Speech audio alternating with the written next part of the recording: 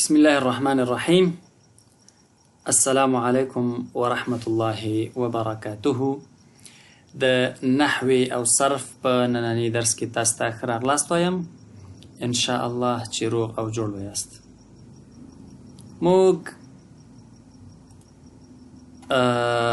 په تیرو درسونو کې اشاره کړې وه چې په عربي ژبه کې به هره کلمه یا به اسم وي یا به فعل وي او یا به حرف وي. د دې درې وړو نه نشي وتی چې کله موږ کلمه د خولې نه ووته یا په لیکلې بڼه کتاب کې وه نو یا به اسم وي یا به فعل وي یا به حرف. البته کلمه اسم فعل حرف. بیا مو لنډه لنډه اشاره ورته وکړه او په اسم مو پیل وکړ. اسم مو وویل چې په دوه برخو وي، مذکر و مؤنث د جنس له مخې. بیا مو قیاسي مذکر و سماعي مؤنث و مؤنث سماعي او قیاسي او مذکر سماعي او قیاسي او د مؤنث اسم نښې مو لوستلې، د مذکر اسم نښې مو لوستلې، مختلف بحث هم پرې وکړه. نن انتقالي ګو د اسم اقسام الاسم من حيث العدد او من حيث التعدد. د عدد له مخې مونږ وایو که نه 2 صنفونه 3 صنفونه 4 صنفونه. دا عدد دی که نه، بعضې کې عدد کم دی، بعضې کې ډیر دی، بعضې څنګه دی. نو نن چې دی اقسام الاسم من حيث التعدد دی یا من حيث العدد. نو موږ په اسم کې وایو چې اسم د تعداد له مخې په 3 قسمه دی: مفرد، مثنى، جمع. یوازینی عربي ژبه ده چې په هغې کې اسم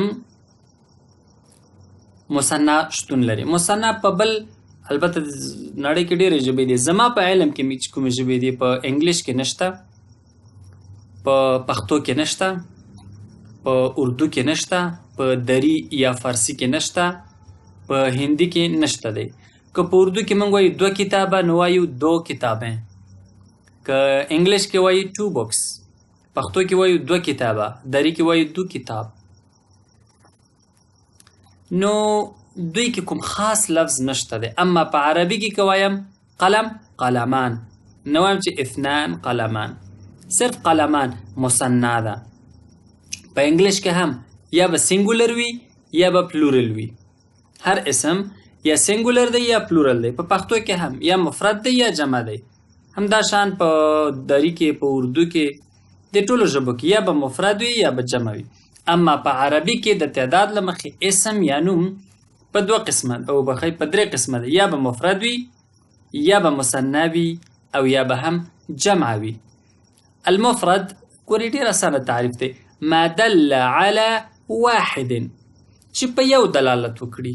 قلم بیت، قلم بیت کور. د مثنی تعریف شری یا المثنى: ما دل على 2 چې په 2 دلالت وکړي. ما دل على 2 چې په 2 دلالت وکړي هغه مثنی دی. لکه قلمان، بیتان. قلمان 2 قلمه. پښتو کې ورته کوم خاص لفظ نه لرو. 2 قلمه یا 2 قلمان یا 2 قلمونه. بیتان 2 کوره. طالبان، پښتو کې طالبان جمع ده که نه، طالبان یعنی ډیر طالبان.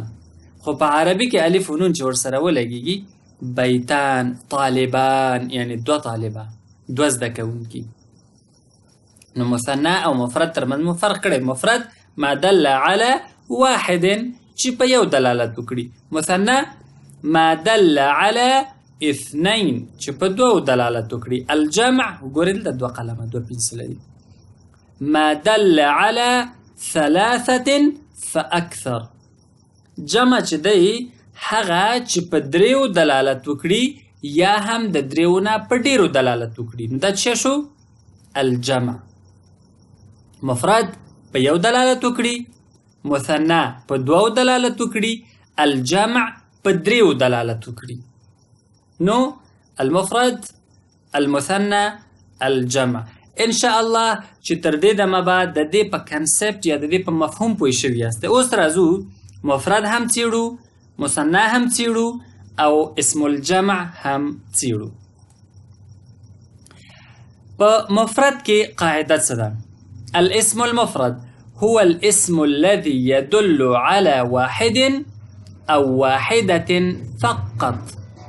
په یو او په یوې دلالت کوي، په یو او په یوې دلالت کوي، یعنی سواء اکان مذکرا ام مؤنثا، که مذکر وي او که مؤنث وي.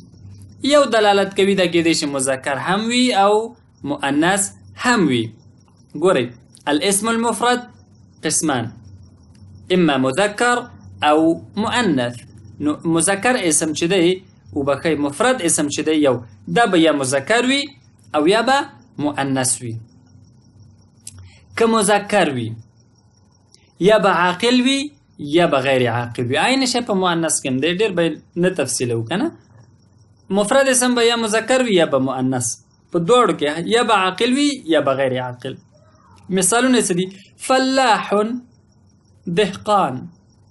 ګوره فلاح او فلاح کې به نه دوکه کېږي. فلاح پوهنتون هم دی که نه، دهقان پوهنتون خو نه دی. فلاح کامیابی.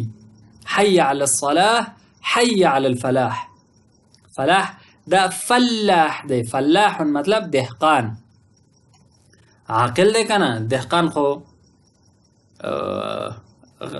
حیوان نه دی، نبات نه دی، دیوال نه دی، بل شی نه دی. چی دی فلاح؟ انسان دی، عاقل دی.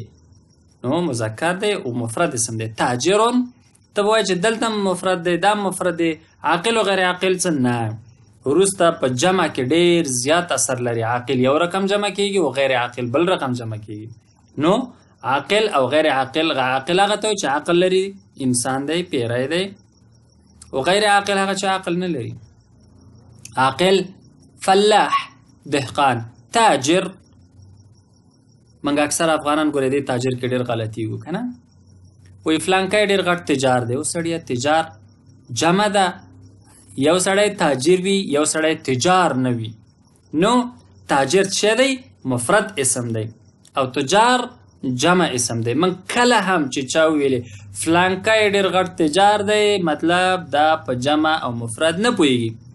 که یو څوک دلیل وړاندې کوي چې دا د پښتو اسم دی، نو پښتو د جمع او مفرد ولې غلط کیږي؟ لفظ راغلو د عربي نه، لفظ مستعرب دی، د عربي نه ملاخص دی.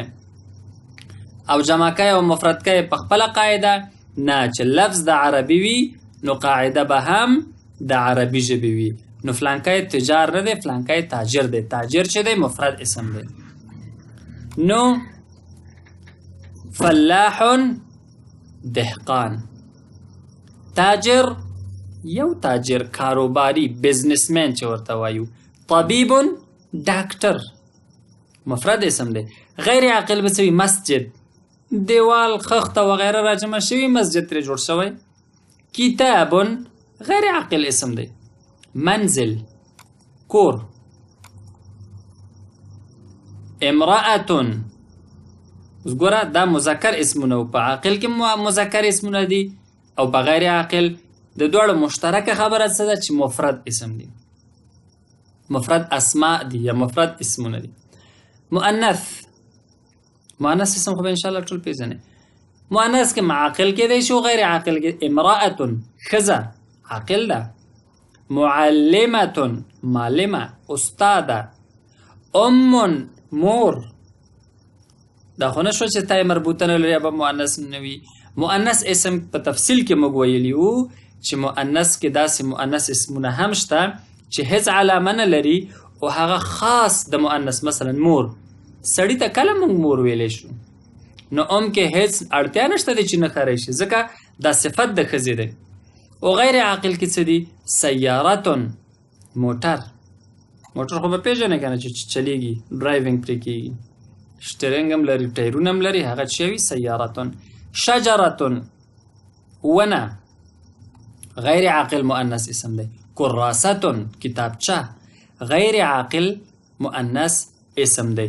نو په دې ټولو کې کېدای شي یا به عاقل وي یا به غیر عاقل وي، یا به مذکر وي یا به مؤنث وي. دې کې لږ لږ تفکیک شته، اما مشترکه نقطه یې دا ده چې دا به مفرد اسم وي. نو مفرد اسم مو انشاءالله وپېژنده. ورپسې راځو مثنا. دا د ګوتو اشاره خو ګورئ دلته که نه. مثنا څه وي؟ دوه وي. المثنى هو ما دل على اثنين او اثنتين. هغه چې په دوه دلالت وکړي. اثنين او اثنتين کې څه فرق دی؟ اثنين مذکر لپاره استعمالیږي، اثنتين د مؤنث لپاره استعمالیږي. عربي ژبه کې قواعد ډیر زیات دي، خو زه تاسې ته یو زیری به وایي. څوک چې عربي زده کوي هغوی لپاره زیری دی. ډیر خلک داسې دي په عربي ډیر ټیټ خبرې کوي.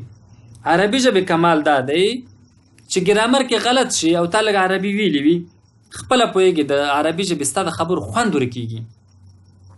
په ډیرو ځایونو کې به ته خپله پوه شو چې غلط لګیا یم. نو انشاءالله عربي ژبې چې څومره ګرامر ډېر دی هغومره سهولت او آساني لري. اوس تا ته څوک وایي هغوی دواړه کور کې دي، ته نه پوهېږې چې دا هغوی به نارینه وي که ښځینه وي. صحیح ده که نه؟ یا هغوی کور کې دي داسې نه. اوس ته نه پوهېږې هغوی کور کې دي که هغوی کور کې دي، کېدای شي پوښتنه وکړي هغوی ښځې که نارینه. خو که په عربي کې دی ویل هم فی البیت 100% مطمئنه خبره ده چې هغه نارینه دي. که ودې ویل هن فی البیت 100% مطمئنه خبره ده چې هغه ښځینه دي. نو د دې لپاره د عربي قواعد نه باید مایوسه نه شو. سهولت دی کله چې موږ خبرې کوو ډېر په اسانۍ سره پوهېږو.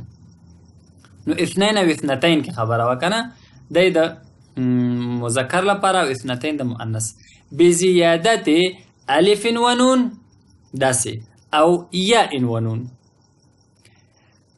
مثنى هغه اسم دی چې په دوو دلالت وکړي، خو یا به الف او نون په آخر کې اضافه کېږي یا به یا او نون ور اضافه کېږي. کله یا او نون اضافه کېږي، کله الف. ګورئ الف او نون یا او نون په معنا کې هیڅ فرق نه راځي. کتابان دو کتابه، کتابین دو کتابه، قلمان دو کتابه، قلمین دو کتابه، کراستان دو کتابچې. دا قلمان کې مې لکه چې کتاب ویلې سهوه شم سوچ مې نه و. قلمان دو قلمه، قلمین هم دو قلمان. کراستان دو کتابچې، کراستین دا هم دو کتابچې. مروحتان دو پکې، مروحتین دو پکې. معنا کې هیڅ فرق نه راځي. نو کله به دا بدلون کوي. زه یو مثال وایم. پښتو کې من کله کله وایو که نه چې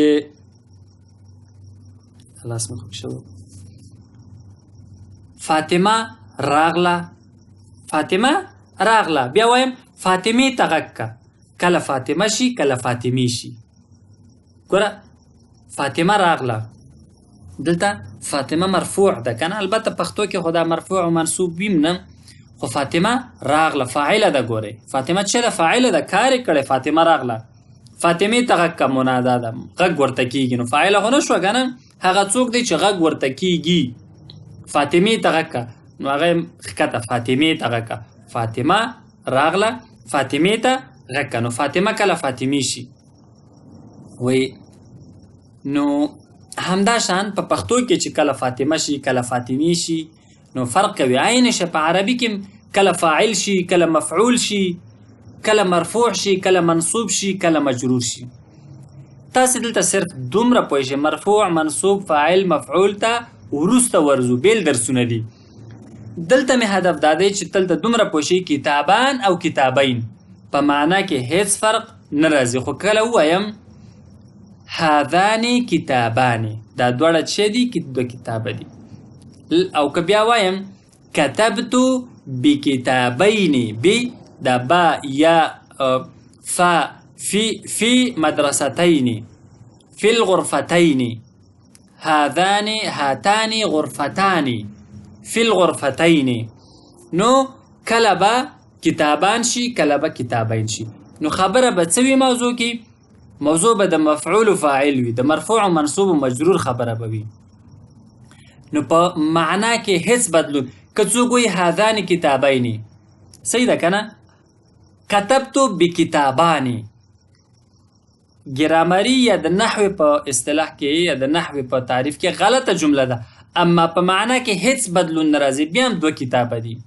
نو کتابان کتابین، قلمان قلمین، دواړه دوه دوه دي.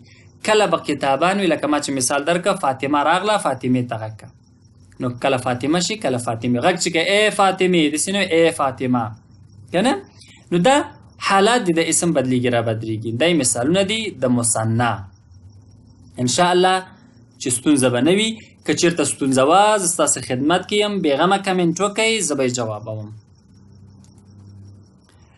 ورپسې راځو انواع الجمع ته انواع الجمع موږ سره څه ده انواع الجمع چې دي موږ سره موږ وویل مفرد ومولوست مثنا ومولوست هیڅ ډېر تفصیل پکې نه و ډېر په اسانۍ مو ولوسته اوس راځو جمع ته جمع تعریف خو مو ولوسته هو ما دل على ثلاثة فأكثر هغه چې په دریو دلالت وکړي یا د دریو نه په ډېر 5 شپږ 8 9 10 دریو نه چې څومره ډېر شي تر لا یتناهي پورې وایو که نه لا غیر محدود کوم سرحد چې دی پوله چې ده تر هغې پورې ټول جمع ده نو مفرد یو مثنا دوه دې نه بغیر درې او دریو نه ډېر ټول چشکې راځي جمع اوس نو جمع هم داسې څه یو ځان ته کم شی نه وایي جمع درې قسمه ده جمع المذكر السالم جمع المؤنث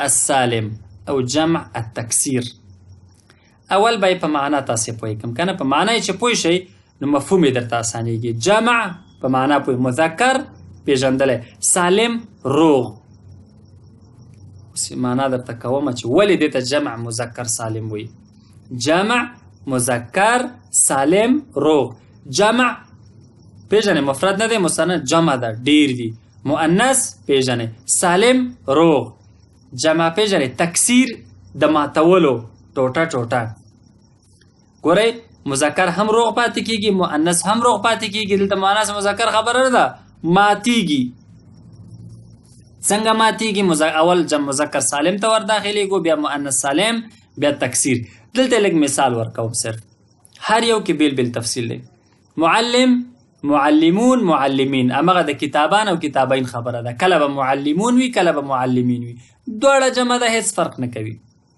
مهندس مهندسون مهندسین مهندسون هم جمع ده مهندسین هم جمع ده کله چې فاعل وي مهندسون به وي جاء المهندسون مررت بالمهندسین مجرور شو ضربت المهندسین انجینران مې ووهل مفعول شو اوس مفعول کې خو نشم ویلی چې ضربت المهندسون نه فاعل چې وي مهندسون او مفعول چې وي مهندسین نو په همدې اساس بیا هم درته وایم معلمون و معلمین په معنا کې هیڅ فرق نه راځي البته نحوي یا ګرامري موضوع ده مهندسون مهندسین مشرفون مشرفین دا چې دي جمع مذکر سالم دی معلمة معلمات مؤنث ګوره فلاحة دهقانه په نړۍ ما اول سوچ وکړه چې دا مثال راوړم که نه بیا مې ویل چې نه دا مثال راوړم ځکه چې موږ په خپلو سترګو دهقانې ښځې لیدلي دي په کلو کې اکثره دهقانې ښځې کوي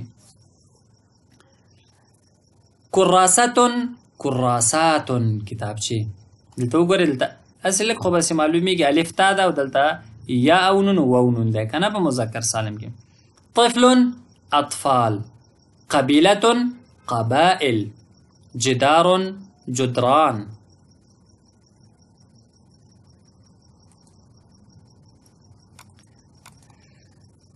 اوس به دا ووایم هسې لږ لږ به یې ووایو نور تفصیل سره راځي جمع مذکر سالم ته ځکه روغ جمع مذکر وایو چې مذکر پکې ماتېږي نه روغ پاتې کېږي د مفرد کلمه پکې روغ دلته وګورئ معلم په جمع کې وګورئ میم عین لام میم میم عین لام میم مفرد پکې روغ پاتې کېږي صرف واو نون او یا نون ورسره اضافه کېږي ګورئ معلم معلمون معلمین مهندس ګورئ دلته مهندس دا واو نون ترې پټ کړئ هماغه مهندس دی صرف واو نون ورسره زیات شو او دلته یا نون ورسره زیات شو نو فرق نه دی کړی مشرف ګوره مشرفون ګوره دا واو نون ترې لرې کړئ مشرف دی دا یا نون ترې لرې کړئ مشرف دی واو نون ورسره زیات شو نو جمع مذکر سالم روغ جمع مذکر ځکه ورته وایي چې په جمع مذکر سالم کې مذکر ځکه وایم چې پښتو کې داسې وایو نو زه څه وکړم پښتو کې چې مذکر وایي هغسې نه لګېږي که نه او زما عادت دا دی چې زه ساده خبرې کوم. اوس دلته که ډېر داسې ادبیاتو کې لاړ شو کیدای شي موږ او تاسې سره پوه نه شو، ځکه زما هدف دا دی چې دغه درس لیول ډېر لوړ هم نه وي او ډېر ټیټ هم نه وي، د ټولو لپاره مشترک روان یو. زه به هم په راحت کې همداسې به لګیا یم لکه ملګرو سره چې لګیا یم که نه. نو په مشرف ټوټه کېږي نه، غلطېږي نه، ماتېږي نه، حرفونه بې ترتیبه کېږي هم نه. دلته هم دا ترتیب دی، مشرفون کې هم دا ترتیب دی، مهندس کې هم دا ترتیب دی، مهندسون کې هم دا ترتیب دی. نو ځکه ورته روغ جمع مذکر وایو، سالم. العقل السلیم فی الجسم السلیم. سلیم روغ ته وایي، سالم روغ چې پاتې شوی. صحیح ده که نه؟ نو دلته جمع مذکر سالم ځکه ورته وایي چې مفرد پکې روغ پاتې کېږي، حروفو ترتیب نه غلطېږي. انشاءالله چې په دې به پوهېږي. جمع مؤنث سالم ته ولې داسې وایو؟ ځکه هم دا تا خو خپله نه ده، دا خو د تأنیث تا ده که نه. دلته هم هماغه شی دی، ترتیب د حروفو معلمتون معلماتون، هماغه معلمون ګوره پکې روغ پاتې شوی دی، دا خو د تأنیث تا ده. فلاحاتون کراستون کراساتون، دلته هم روغ پاتې کی. تکسیر ماتېدل ولې ورته وایي؟ وګورئ تاسې ترتیب ګډوډ شوی. طفل اول طا، بیا فا، بیا لام. ګورئ الف، اول خو الف پکې راغی، اول حرف بدل شو، ورپسې طا، ورپسې فا، لام چېرته لاړ؟ اخر ته لاړ، منځ کې الف را پیدا شو. اطفال، نو ګډوډ شو، یعنی ټوټه ټوټه شو، مات شو. دغه طفل مفرد کلمه ماته شو، یو نوی شی ترې را جوړ شو چې هغې ته موږ اوس جمعي تکسیر وایو. تکسیر ولې وایو؟ ټوټې ټوټې شو، هغه ترتیب مات شو. قبیلتون اول حرف قاف، دلته هم صحیح ده قاف. دوهم حرف با، دلته هم با. دلته یا ده، دلته په څه بدل شوه؟ په الف بدله شوه. یا پکې بیخي ورکه شوه، دې ته ګوره یا نه وایو ښه. دا الحمزه، دا حمزه ده، د یا په خانه کې راغله. دا به انشاءالله موږ او تاسې اوس درسونه ډېرېږي، د اووم صنف هم شروع کړی، اتم هم شروع کړی، نحو هم شروع کړی، العربیه بین یدیکم هم شروع کړی. املا هم موږ او تاسو وایو. تاسو ته کېدای شي د املا زه ډېر زیات د پوهنتون نه فارغین ګورم، صرف د یاګانو مثلا ده چې یا ته 2 ټکي داسې دي او 2 ټکي داسې دي او بې ټکو یاد نه، مسؤول هم غلط لیکي. زه یو مثال دلته تاسو ته وړاندې کوم. مثال یې داسې دی، بعضې خلک وبخئ دلته موضوع لږ بدله ده، هسې چیلنج نه دی که نه، هسې خبره ده. که زه ووایم مسؤول ولیکئ، څوک به یې داسې لیکي، لږ یې غټ کړو چې صحیح معلوم شي. مسؤول ولیکئ، دا نه ده چې دا کلمه پښتو کې داسې لیکل، نه، کلمه د عربي ده نو باید په عربي کې صحیح ولیکل شي، او څنګه چې تلفظ کوو باید هغسې ولیکل شي. دا مسؤول نه دی، ګورئ مسؤول نه دی، دا اکثره خلک یې داسې لیکي. دا څه دی؟ دا یا مسول دی یا مسؤول دی، مسؤول نه دی، دا مسؤول دی، مسؤول. او مسؤول مسؤول، دلته حمزه ده، مسؤول. او په عربي کې قاعده دا ده چې پیښ ور باندې وي ضمه، دې ته ضمه وایو، چې دا ور باندې وي. دا اوس دغه حرف چې دی دا دې ته عربي کې څه وایو؟ دا واو نه دی، دې نه ځان خلاص کړه. نو دې باندې د مسؤول چې لیکو، دا واو چې کوم په دې کلمه کې تلفظ کېږي، دلته د دې واو حق ادا نه شو، دا پیښ دی. او دا مسؤول چې وایو، مسؤول، دا حمزه ده. نو دا څه دی؟ دا حمزه ده. او د حمزه لپاره په عربي کې قاعده دا ده چې کله پیښ ور باندې وي او بعضې نور قواعد نو بیا پسې لیکل کېږي، د واو د پاسه لیکل کېږي. اصلي واو خو دا دی. مسؤول او واو چې پکې راځي هغه واو دا دی، دا واو نه دی، دا حمزه علی الواو ده. کتبت الحمزه علی الواو. نو دا څه دی؟ مسؤول داسې لیکل کېږي. لکه د دې جمع څه ده؟ مسائل. مسایل نه دی، مسایل نه دی، مسائل دی. مفرد څنګه دی؟ مسأله. مسأله نه ده، دا څه دی؟ مسأله.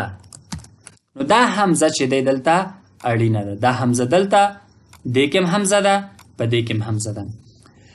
زموږ اکثره ورونه او خویندې دغه دا یو مثال زه تاسو ته وړاندې کوم. ډېر داسې نورې مسایل دي په املا کې، صرف دومره مې واضحه کول چې املا ډېره مهمه ده. نو کله حمزه د واو د پاسه لیکل کېږي، کله په خانه کې لیکل کیږي او کله چې دی د الف د پاسه لیکل کیږي، کله علی السطر لاین د پاسه لیکل کیږي. څنګه لیکم؟ صحرا. دې لپاره موږ قاعده لرو چې کله د سطر د پاسه لیکل کیږي، کله د الف د پاسه لیکل کیږي، کله د یا په خانه کې لیکل کیږي. دلته د یا نه ده، د خانه ده، صرف هغه یا خانه ده. او کله د واو د پاسه لیکل کیږي. د ټول لپاره موږ په عربي کې قاعده لرو. همداشان دا د املا یو برخه ده. نور هم ډېرې قاعدې دي په املا کې موږ او تاسې لرو. ورپسې راځو، او بخیر دا مې صرف واضحه کړي چې موږ او تاسې د املا درسونه هم لرو. موضوع رانه هیره شو چې کوم ځای کې وم، خو زه په هر صورت نو جمع مذکر سالم، جمع مؤنث السالم او جمع التکسیر. ورپسې راځو جمع المذکر السالم باندې شروع کوو. موږ وویل چې اسم د عدد له مخې په درې قسمه دی. مفرد، بیا ځکه تکرار چې منځ کې که کومه خبره را نه هیروي، کله چې موضوع نه بدل شو نو بیا خبره بدله نشي. اسم د عدد له مخې په درې قسمه دی، د جنس له مخې په دوه قسمه، مذکر و مؤنث بیا مختلف نور قسمونه، او د عدد له مخې په درې قسمه دی: جمع المذکر السالم، جمع المؤنث السالم، جمع التکسیر. اوس راځو جمع المذکر السالم. د چا خبر رڼا پاچو کنه، لایټ را سره دی او رڼا پاچو. راځو جمع المذکر السالم. او یو بل کمنټ تاسو نه غواړم چې یوټیوب کې کمنټ ولیکئ. بل ځای کې کمنټ، واتساپ کې بعضې ملګري میسیج وغیره کوي، هلته کمنټ نه لوستل کېږي. تاسو یوټیوب کې دلته کمنټ وکئ چې زه مطمئن شم چې دا کومه لهجه چې زه وایم صحیح ده که نه. یعنې موږ او تاسې تفاهم په همدې الفاظو حروفو کېږي که نه کوم لیول کې لاړ شو. که تاسې ته د دې لهجه، ځکه زه اکثره وخت نه پوهېږم چې دا څنګه چې روان یم په خبرو کې صحیح روان یم که صحیح روان نه یم. نو جمع المذکر السالم، اول تعریف او بیا مثالونه. تعریف څه دی؟ هو ما دل على اکثر من اثنين بزیادة. ګوره اثنين نه زیات، یعنی په دریو باندې، اثنين نه زیات په درې او دریو نه په ډیرو. بزیادة واو و نون او یا نون. ګوره اثنين دی، اثنتين نه دی ویلی، یعنی مؤنث خبره پکې نشته دی. یا به واو او نون پکې زیاتېږي یا به یا او نون. ما مخکې ویل چې مرفوع وي نو څه به وي؟ واو او نون. که منصوب یا مجرور وي یا او نون. فاز المجتهدون، کوشش کوونکي څه شول؟ کامیاب شول. جاء المجاهدون، فاعل دی که نه؟ جاء المجاهدون، مجاهد مجاهدون. سلمت على المسلمين، اوس مسلمون نه دی، څه دی؟ مسلمین دی. نو د جمع مذکر سالم تعریف هم دا دی چې درې یا دریو نه په ډیرو باندې دلالت وکړي او په آخر کې زیات شي، بزیاده په آخر کې چې ور زیات شي، یا واو نون او یا هم په یا او نون سره د دې اضافه وشي. مجتهدون مجاهدون، مسلمین مسلمون، مجاهدون مجاهدین، مجتهدون او مجتهدین. ورپسې راځو مثالونه. دا نن لږ داسې هغه کړی دی، تاسې وګورئ. معلم، معلمون هم دی او معلمین هم دی. ویډیو سټاپ کړئ او دا وګورئ چې تاسې د دې مثالونه د دې جمع جوړوی شئ که نه. زه هم دلته جمع کوم، تاسې سټاپ کړئ، اول یې جوړ کړئ، بیا وګورئ چې تاسې صحیح کړي که نه. مهندس، مهندسون، مهندسین. مصلي، مصلون، مصلین. خبر شته په قاعده کې، بیا کوو انشاءالله. مسلم، مسلمون، مسلمین. لاعب، لاعبون، لاعبین. اوس دا ټول داسې زما ذهن کې د دوی دپاره ټولې قاعدې نه وي. تاسو چې عربي ژبه کې لږ پر مخ لاړ شئ، تاسو ته به خپله تقریبا الهام به یې ووایم. تاسې به خپله پوهېږئ چې لاعب، لاعبون، قلم، قلمون، اقلام، خپله به یې په جمع پوهېږئ. دې کې کیفیت هم داسې دی چې تاسې ته زه دا نه وایم، په لیکلې بڼه په کتاب کې به تاسې وګورئ چې تاسې به خپله پوهېږئ چې عربي ژبه لږ ولولئ، خپله به پوهېږئ چې دا اسم څنګه جمع کېږي. لکه یو ملګری دی زموږ ظاهر صاحب کېدای شي ویډیو هغه عربي تعقیبوي، هغه ما ته دا یو ډېر ښه کنسپټ راکړی چې بعضې وخت کې دا ژبه چې زده کېږي کله سوچ نه وروسته او کله د خولې نه ډایرکټ راوځي. نو انشاءالله چې لږ تاسې هم عربي کې راپاخه شئ دې ته اړتیا نشته چې دا کله جمع کوئ تاسې قاعده ولولئ خپله به جمع کېږي لاعب لاعبون لاعبین صائم صائمون صائمین آکل خوړونکی روژهدار روژه نیونکی لوبې کوونکی خوراک کوونکی آکلون او آکلین صابر صابرون صابرین حارب تیښته کوونکی یا تښتېدونکی پښتو کې ورته څه وایي چا چې تیښته کړي وي حاربون حاربین ورپسې جمع المؤنث السالم دی خو د دې نه مخکې چې جمع المؤنث السالم ته ورداخل شو لږ د جمع مذکر سالم یو څو دلائل نور وایو یو څو نښې یا شرطونه وایو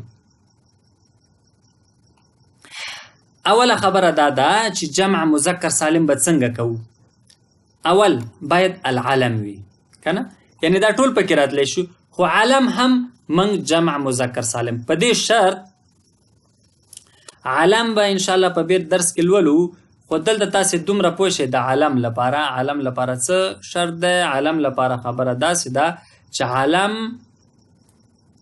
به عاقل وي علم دا مطلب دا دی چې مشخص وي که نه معلوم وي یو معرفه ده چې معلوم وي او بل نکره ده یا عامه خبره کې ورته اسم خاص او اسم عام وي خو په علم کې شرط دا د اسم خاص چې وي که نه ان یکون لمذکر چې د مذکر لپاره وي عاقل لپاره وي غیر منتهن بالتاء وي شرطونه یې ډېر شو که نه ګورئ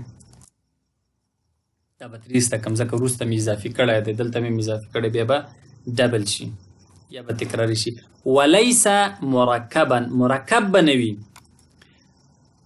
علم وپېژنده خو علم کې شرط دا دی چې مذکر وي مذکر پېژنئ عاقل وي عاقل مو پېژندلی جدار دیوال غیر عاقل دی انسان عاقل دی مرکب به نه وي مرکب به څنګه نه وي مثلا خالد یو اسم دی کوم عبدالله دا مرکب اسم دی عبد الله یا بعضې خلک وایي حیات الله حیات کې ګورې خبرې مشته حیات ژوند ته وایي موږ انسان ته د الله ژوند وایو بعضې علما وایي چې دا نوم شرعا صحیح نه دی حیات الله حیات ژوند ته وایي او دا انسان د حیات الله شو د الله ژوند هغې موضوع ته نه ځو زما هدف دا و چې مرکب اسم نه وي مثلا غلام محمد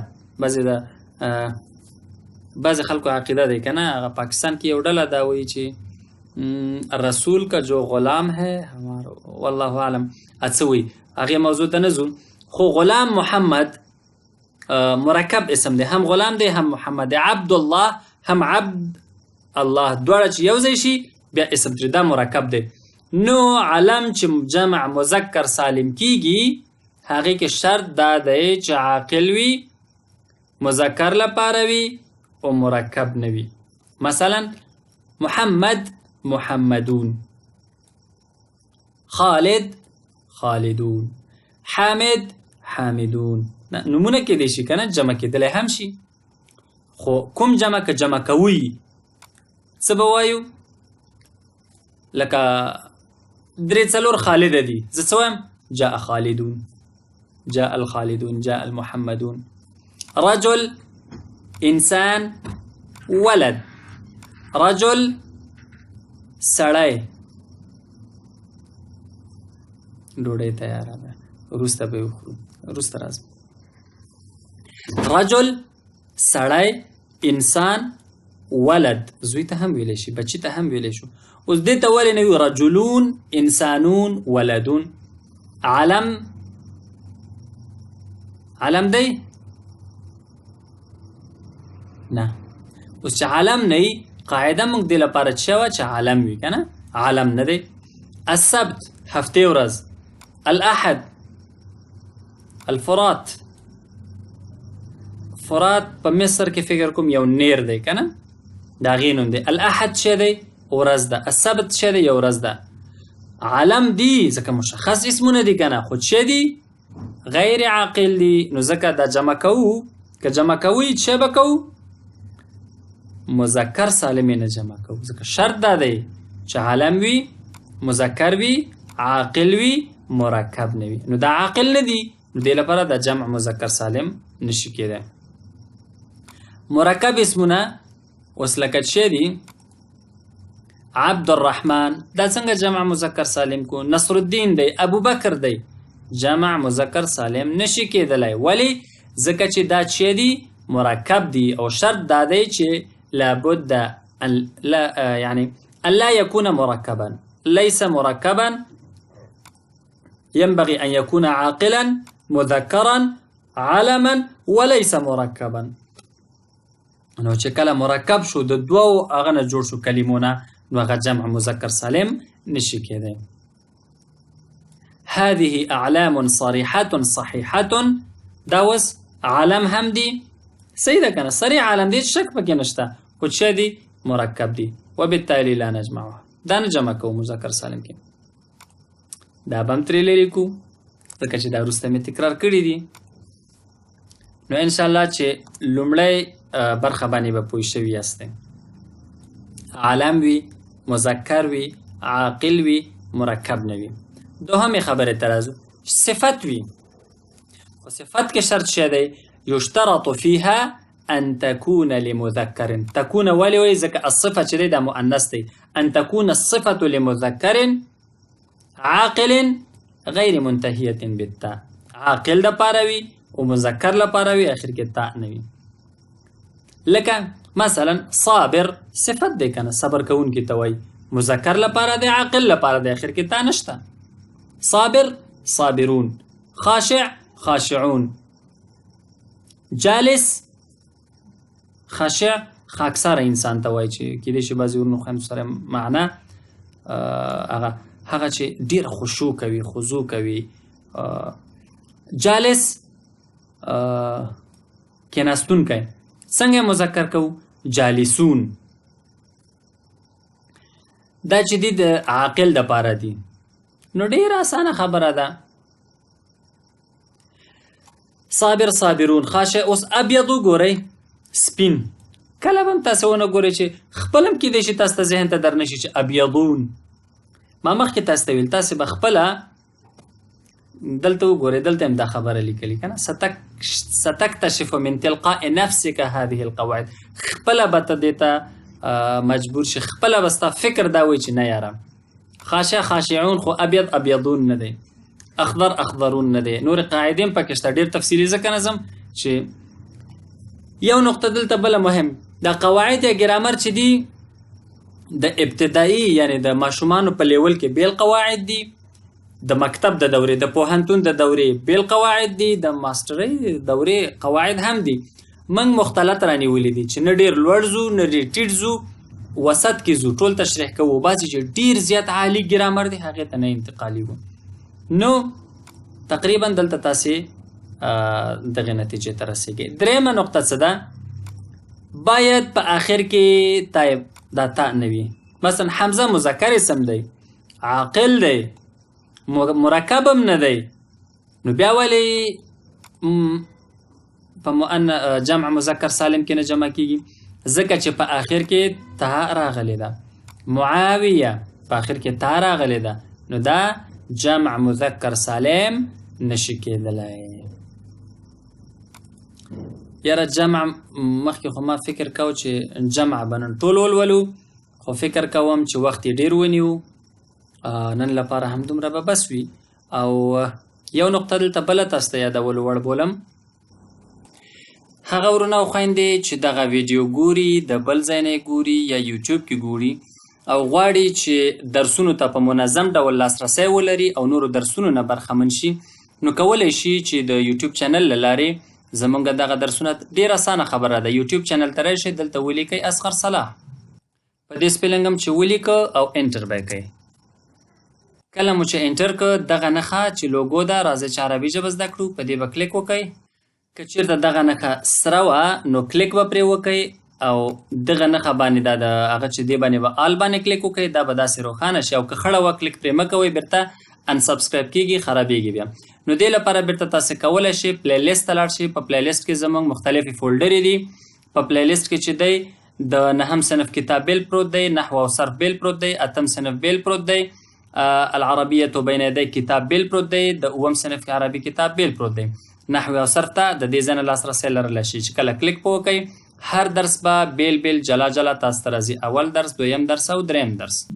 نو هغې ځای نه کولی شئ تاسو ټولو کتابونو ته لاسرسی ولرئ او د عربي ژبې نورو درسونو ته هم لاسرسی پیدا کولی شئ. هغه ځای کې چې تاسې نه پوهېږئ، څه پوښتنه وي، خبره وي، کمنټ کولی شئ. انشاءالله زه یې جوابوم. د نن لپاره هم دومره درس بس دی. نو درس به په راتلونکې خپرونه یا ساعت کې لولو. تر راتلونکي درس پورې زه اصغر صلاح تاسې په لوی رب سپارم. نلتقي إن شاء الله في الدرس المقبل وإلى اللقاء القادم. استودعكم الله والسلام عليكم ورحمة الله وبركاته.